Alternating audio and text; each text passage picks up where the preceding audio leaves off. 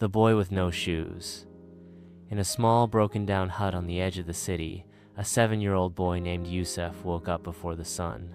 The wind slipped through the cracks in the wooden walls, and the cold bit at his tiny hands as he quietly wrapped a few packs of tissues in an old plastic bag.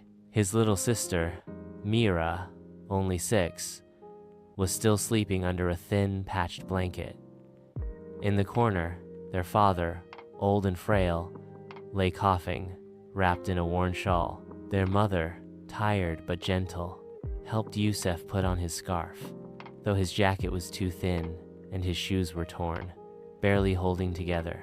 She kissed his forehead softly and whispered, "Be careful out there. It's colder today." Yusef nodded without complaint and stepped into the icy morning.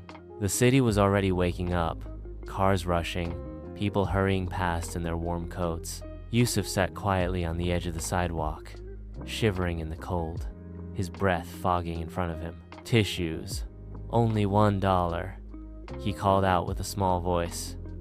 But most people walked past without looking. Some gave him pitiful glances, others ignored him completely. At times, the wind would blow water from passing cars onto his legs, making him flinch and curl into himself for warmth. But he stayed. He waited. He kept calling.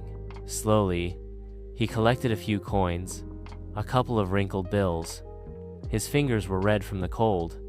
His shoes were soaked and barely holding his feet. The sky began to turn orange with the setting sun. Just as he was preparing to go home, a sleek black car pulled up beside him. The window rolled down, and a man in a suit and long coat looked out. He had kind, tired eyes and spoke gently. "How much for all the tissues, son?" Yusef blinked, surprised. "All of them? $10, sir."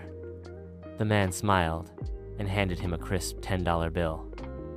"Stay warm," he said before the window rolled up and the car pulled away. Yusef stared at the money in his hand, joy bubbling in his chest. For the first time in many days, he smiled wide. He clutched the bill tightly and ran down the street until he found a shoe store. His shoes were falling apart. This was his chance. In the window, he saw the perfect pair. Warm, brown boots that looked strong and safe. He stepped inside, hope lighting his eyes.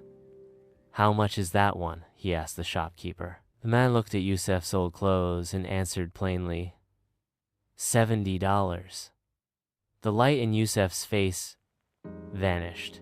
His shoulders dropped. He looked at his torn shoes, then at the $10 bill in his hand. His lip trembled. Without a word, he turned and walked slowly toward the door. From across the street, the man in the black car had been watching all along. He saw the boy's excitement, his heart break. He stepped out of the car and walked into the shop without saying a word. Moments later, the shopkeeper came out with a bright yellow sign, placed it in the window, and wrote in big letters, "Special Eid offer. All shoes. 10 today only."